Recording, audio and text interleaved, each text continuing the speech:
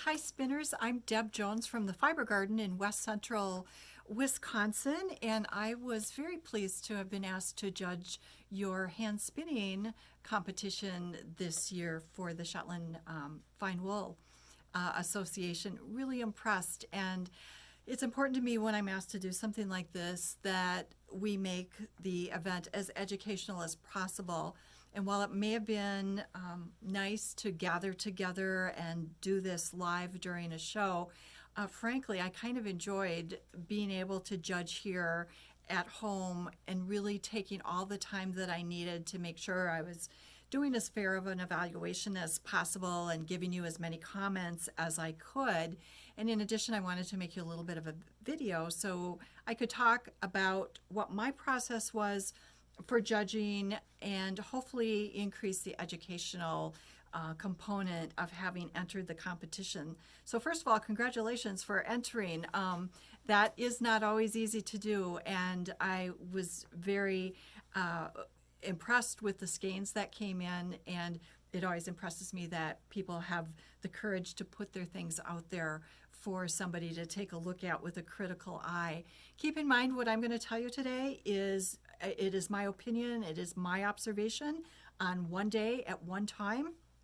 Somebody else who may look at your skeins may have other opinions of them. They may have different things that would stand out to them as strengths and as critiques. So please don't take what I tell you to be a gospel truth. It is one person. I always tell beginning spinners when I'm teaching that very first time, I always tell them, I am going to show you a way. It is not the only way. It is not the right way. It is one way. And then later, as time goes on, I explain to them why I chose that technique to initially start them on. But there are a number of different ways we could kind of come at judging this. I actually developed a scorecard for you, take it or leave it, for your future competitions, but I felt I really needed some sort of standards that I was going to evaluate each of your skeins against. And I think you all got a typed copy. My copies that I'm going to be working off here for this video are all scribbled on with my notes. But just a couple of general things I want to talk about first, and then I'm actually going to get some of the skeins under a close-up of the camera and show you some of the things that I was looking at so we can all learn together. So the first comment I wanted to make, when you're entering your skeins, you all did a great job. You all used 2-yard niddy knotties. And one of the things I really liked about the rules for your competition is that you required a minimum of 100 yards. So that gave me plenty of yarn to look at, to look for the consistencies and the plying and the twist and the evenness and all of those things. I had plenty to look at. So just a suggestion for the future, keep that in your rules, because that was great. Sometimes it'll be a 1-yard skein or something, and depending on how people are spinning or how thick or how fine, sometimes an ounce doesn't always end up being a lot of yarn, or 25 yards or whatever it is.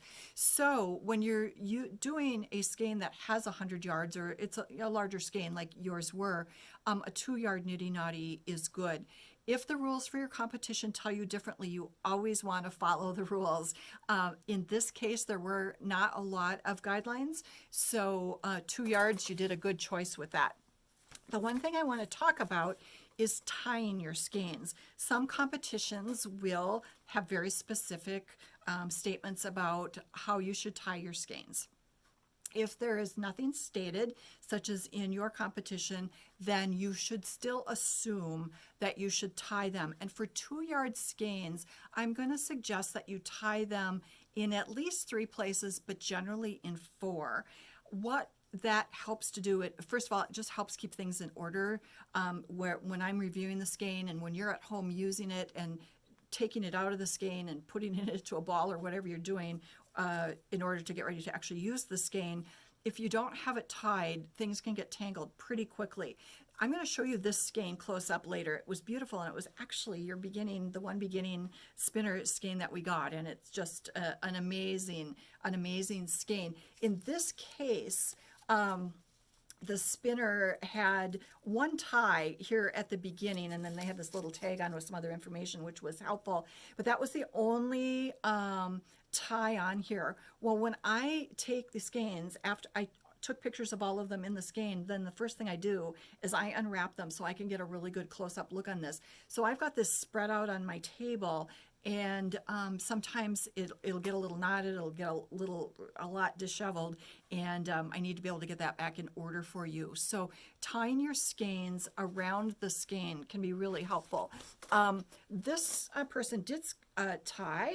They had just 2 ties, which wouldn't have been bad, but both of their ties were on the same side of the skein. So again, there's a lot of beautiful yarn here, and we don't want it to all end up tangled and in disarray when we're actually needing to manipulate that for use.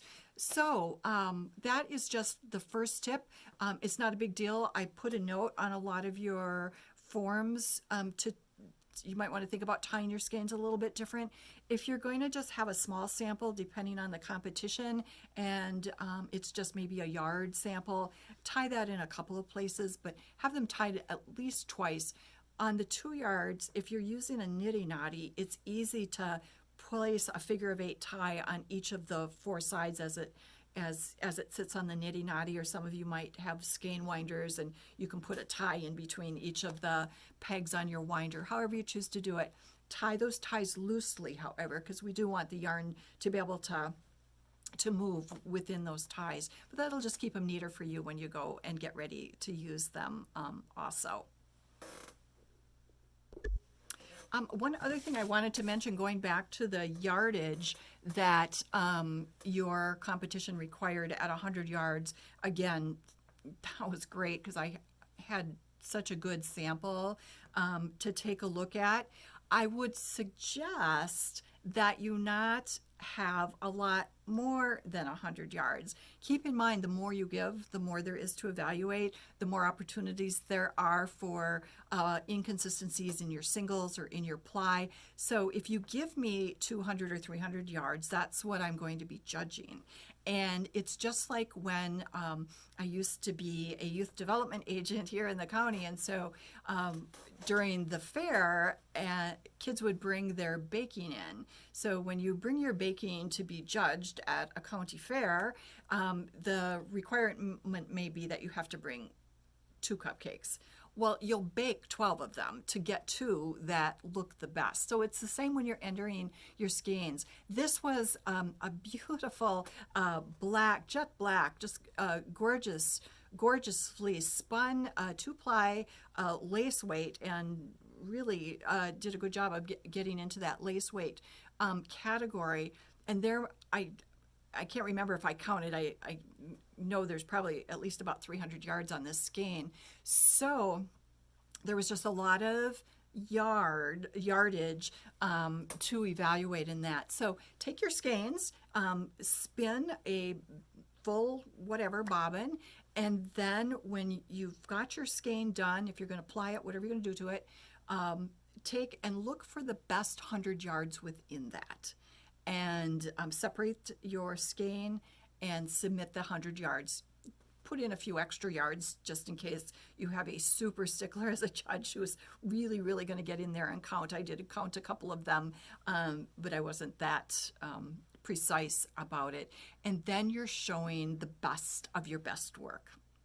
Okay, I'm going to reset the camera a little bit, and so we can take some close-ups and I can show you some of the comments that I made regarding some of the skeins.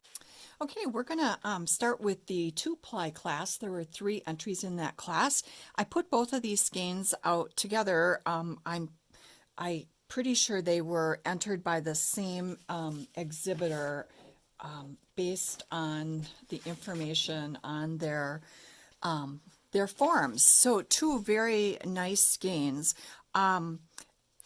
Always a little bit of a challenge when you're entering 2 skeins into the same class. If there is a particular challenge, chances are that has occurred in both of the skeins. In this case, the challenge wasn't having anything to do with the quality of the spinning. It had to do with the entry form. So on the entry form, it asks you for the end use of your yarn. And in this case, this spinner said hat, socks, blanket, and to the other one she added, or he or she, the spinner added toys. So there was a really broad range of potential uses, and depending on which one that's actually used for, that would have some determining factor in terms of how you spin. So what happened is in that section of the evaluation form, I had a hard time really evaluating because I didn't know what that end use was going to be for. So just a tip to be really specific in that. If you tell me you're going to make a hat or socks or mittens, I'm probably going to safely assume you're going to knit or crochet those. If you're going to make a blanket though, or a scarf or a shawl, I don't know if you're knitting those or if you're doing some sort of a needle art with them or if you're weaving them. And if you're weaving versus knitting, there are different things we'll look for in the yarn. So if you told me you were going to use your yarn for warp for a blanket, that would give me the information that I would need. So that's just a tip on your entry forms, to be as complete as you can and give the judge as much information as you can so they can evaluate your skeins. Again, these are nice skeins. I was able to place one of the skeins above the other, despite the fact there's obviously really strong similarities between them if they were done by the same spinner. This skein here just showed quite a bit more consistency. I mentioned the ties, and I did make a comment. I don't think I marked any points off, but to put a couple extra ties on the skein. But the skein was very clean and really very consistent overall. You might look at it and see a fairly tight ply on that. And this is a piece I had kind of picked apart before, so it doesn't look very good. But I'm going to pick it apart again.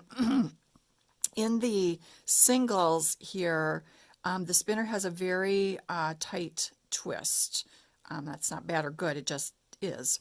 And so that tightness on the twist on the singles, and when I pull this apart, and sorry, when you get this back, you can see it's really springy, even that it's been sitting in the skein and everything, and I'm assuming you did some sort of washing to it. It's still super springy. So that's a good indication that it needed more ply twist to balance out the singles. It'll make your skein softer, it'll give it more drape, and make it just more manageable. So just looking at this, you can just see a really nice job with consistency throughout the skein. This skein was also beautiful. It also had the same tightly spun singles. And again, when I pull this apart, it's a little hard to see, but it will spring back on itself, and you can feel it when you have a fairly high twist yarn. That yarn tends to get a little firm. It's got a lot of twist in it. It makes sense that it would do that. And this skein didn't have quite as much ply twist to balance that off. In a lot of areas it did. It just wasn't as consistent as the first skein. If I take this now and I add just a bit more ply twist to it, you can just even visually see that it just has a nicer, more finished look to it. So that was the only difference between these two. This skein here had a few more inconsistencies. Overall, both really nice, but when it came to judging, and I'm going down to the bottom and doing the final points, this one was rated numerically a bit higher. So if I was going to, if I knew what the yarn was actually going to be used for, if you're going to be using it for weaving, particularly for warp, you'll want to clarify that on your form. I'm going to be looking for something that's going to be able to hold up under the abrasion of going through the heddles and the reed going back and forth. I am going to be looking for something that has enough strength to hold up under the tension on the loom and things like that. So that's generally going to require something with a bit higher twist, something more of a worsted style spin, so you're not getting the halo on the yarn that can sometimes get caught. If you're knitting hats and things like that, generally people want nice warm yarn. They want yarn that's going to trap the air inside of it, and so we're looking most likely for a more woolen and open and airy spin that traps the air, makes it a nice warm yarn, and also gives you that nice loft and softness in those hats. This is the third skein in the two-ply class, and this was skein is the one that I evaluated as being first in the class, and it was also the champion skein overall in the competition. Beautifully done, very consistent.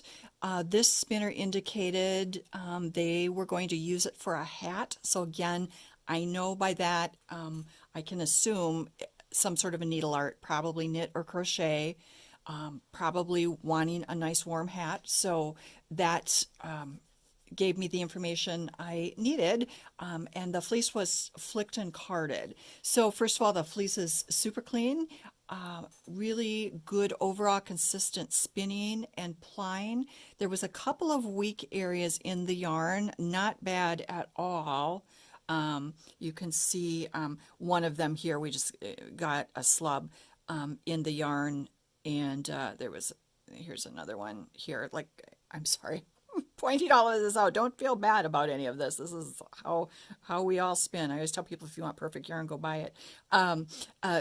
So there was just a couple of areas like that in there, which was amazing for a skein of this size. The singles were well balanced with the ply twist that was put in, and so what this resulted in is a very nice, soft, drapable, fluffy skein of yarn. The carding was the appropriate preparation.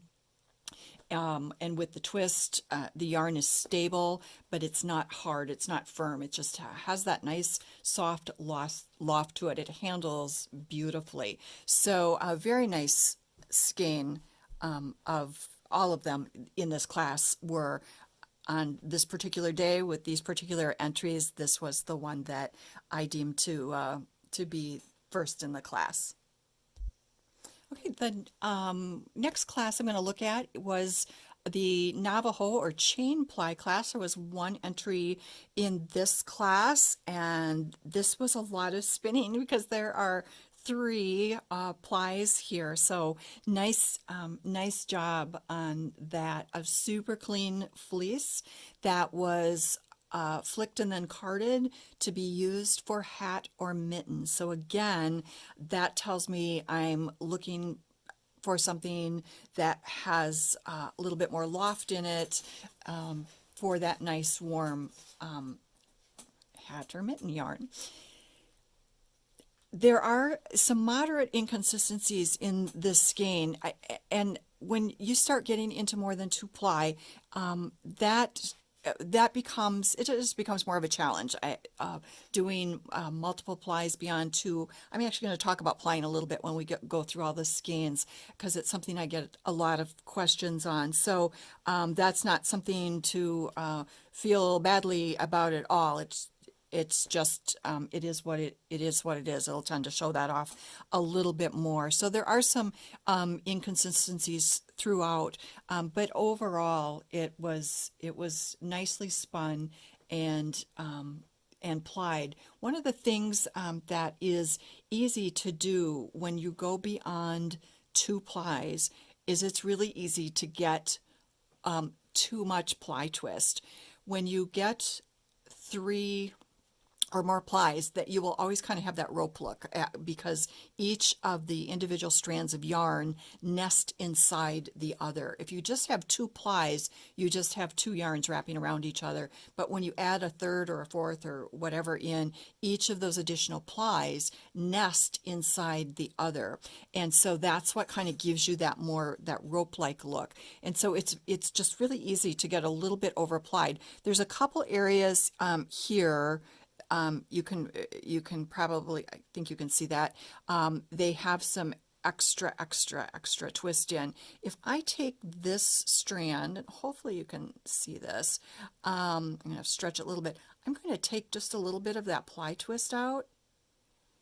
Actually, I'm going to take quite a bit of it out. And you can see everything just kind of relaxes. I actually keep a magnifying glass with me when I'm judging sometimes, just to help me see. I'll take it and I'll look at how the individual fibers align, and I'm kind of looking for them to be fairly up and down in the yarn.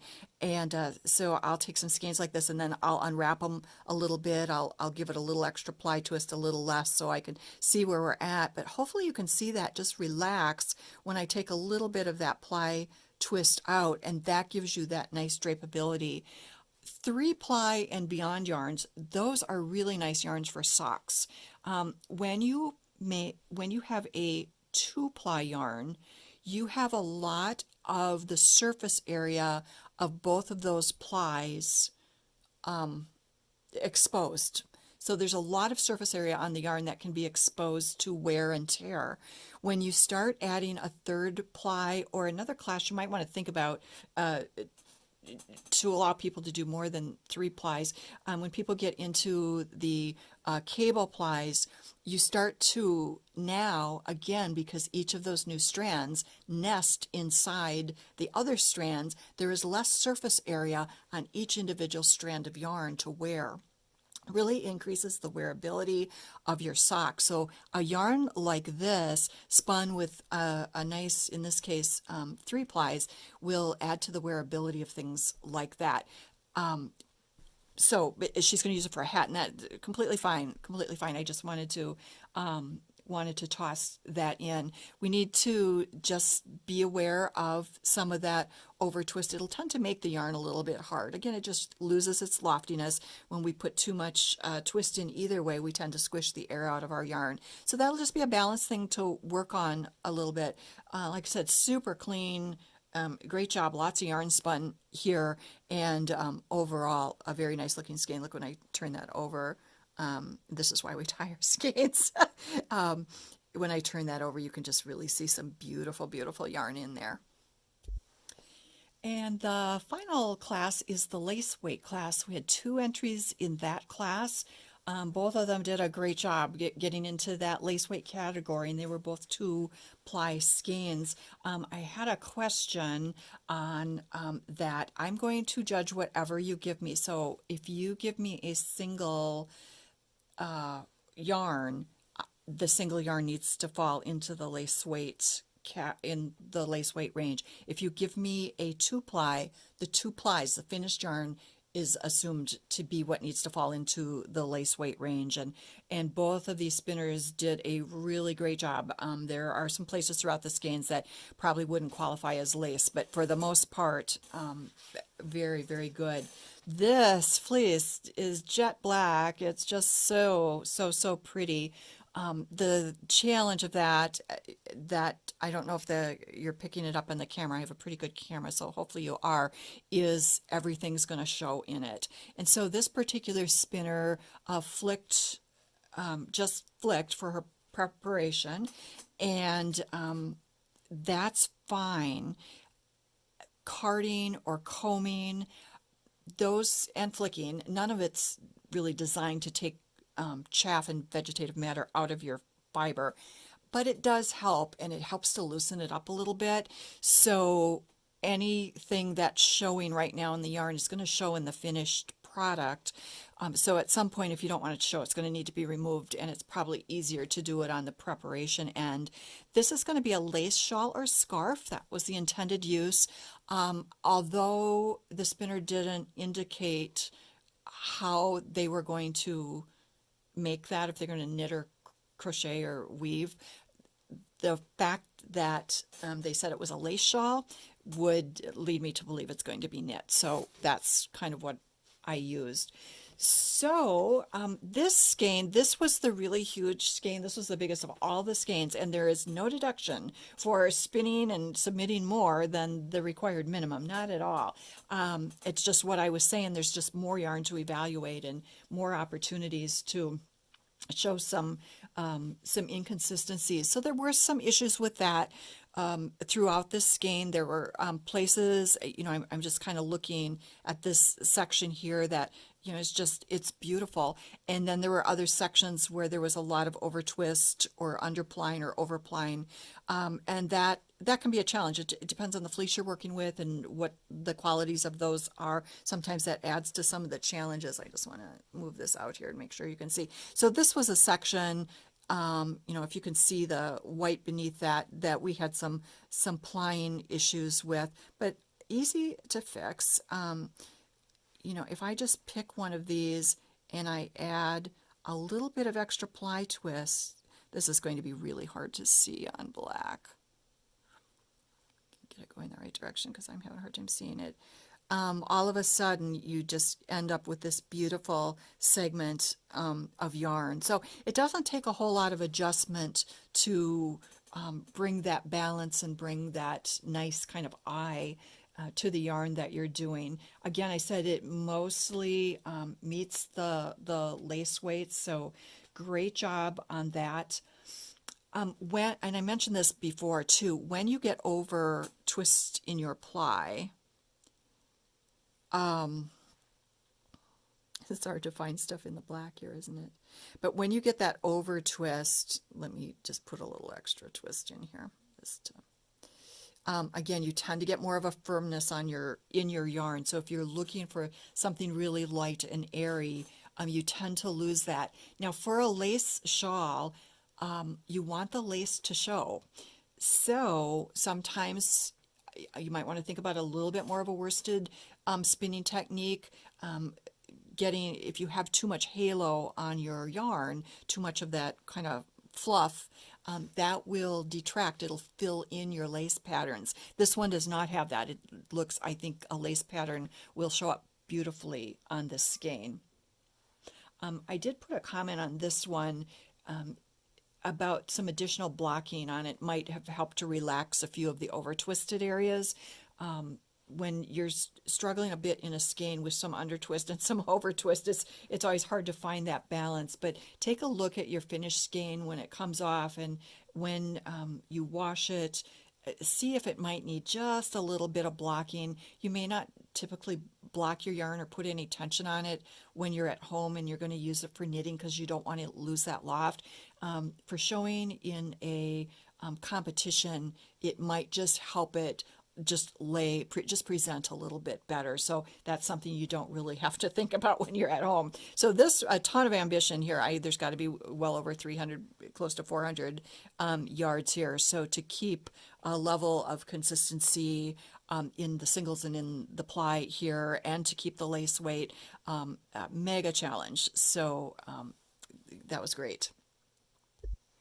And this is the last skein I'll be showing you today. This was the other entry in the lace weight, and this was the only entry that was a new spinner of less than 1 year. This is also, although I wasn't asked to pick one, I wanted the spinner to know that this would have been your reserve champion in the second place overall out of all of the classes. So this, again, really did a good job of getting into that lace weight range. Sometimes I'll pick the yarn up and I'll give it a little stretch. This spinner just flicked also. Both of the lace spinners only flicked and didn't do any other preparation. So that is great. And she said she is going to use this to knit my first lace project, and she even gave me the name of the pattern. It was the botanical lace wrap. And so I went and looked up the pattern because I had the information I needed to see, will this yarn work for that? The other information the spinner gave, I apologize for saying she, I shouldn't assume that because I've taught many men to spin, is this is a two-ply lace weight worsted spun. So it gave me a little bit more information. There's a tag the spinner put on here, worsted spun, two-ply lace weight, and I really appreciate it. She even put the yardage on here. I really appreciated that, even though your rules don't say you need to give all that extra information. It's helpful if you do, because it gives us a better, just gives us more information to judge against the standards that we're judging against. So very, very good at really taking some time to do that. So I went and looked up the pattern, and again, she did a worsted spun, which goes to exactly what I was saying in the last skein, that sometimes if you're wanting to knit lace, you want that lace to show. You want the lace to be really open. And so this spinner knew that in order to reduce the loft in the yarn and the halo on the yarn, they should spin it with a worsted spin. And this is very successful. You look at this, it's very soft. It has a beautiful hand to it, but there's no fuzz on it, if you know what I mean. It's not really technical language, but hopefully you understand. Really good drape. So just a lot of really good stuff in this yarn. Very consistent overall. I didn't find any weak spots, and I see like maybe one right there, and that barely counts, right? The one thing on this skein, it could have used a bit more ply twist. In fact, I noticed it more after I had kind of judged everything, and then I'm going back for another round. If I pull some of these out, let me just check my camera here. Yeah. You can see, hopefully you can see, the ply is pretty loose in some of these. Now we got to be careful. Because adding too much twist again, you've got a worsted spin, which is going to give you a firmer yarn anyway. And if you then ply it too tight, you're really going to lose the softness that this skein has. But I'm going to just pick this one up. I'm looking at the camera, hoping you can see this. And I'm going to give it a little extra ply twist. Not much, but hopefully you can just see the difference in that it's closed up all those gaps, given the yarn just a bit more structural strength, but it hasn't taken away any of the softness. So wonderful, wonderful job. So I hope that was helpful. I wanted to talk about just a couple of things to conclude that I haven't talked about yet. First of all, the scorecard that I used just starts out with, are you following the rules? And has at the bottom has a general appearance, which is a relatively subjective category.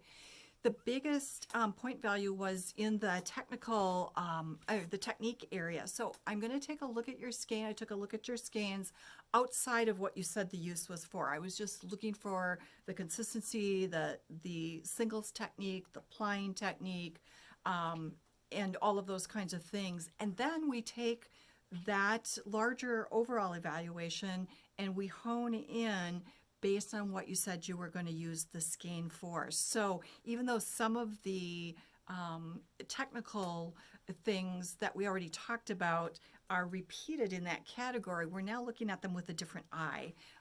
And it's so important to me that spinners understand how manipulating their fibers as they're preparing and spinning them, doing some rather small manipulations with their technique, can change the outcome of that yarn. So that's what that is, and I hope it was helpful to you. I'm happy to take some feedback on that.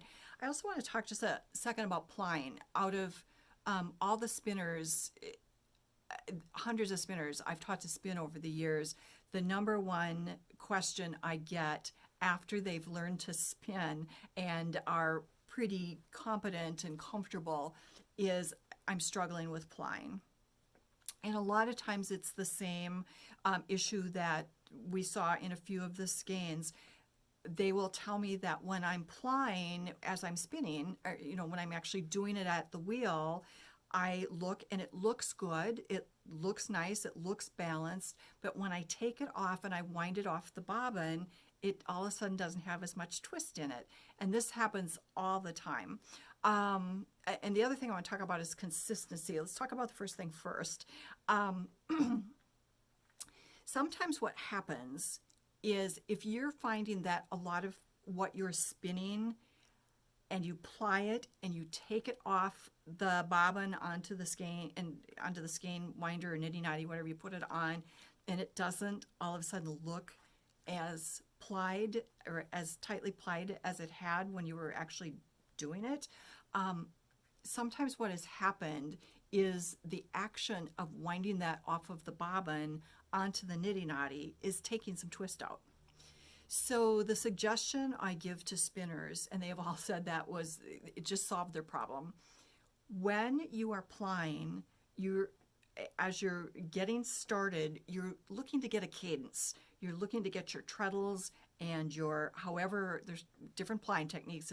I'm not here to promote one over the other.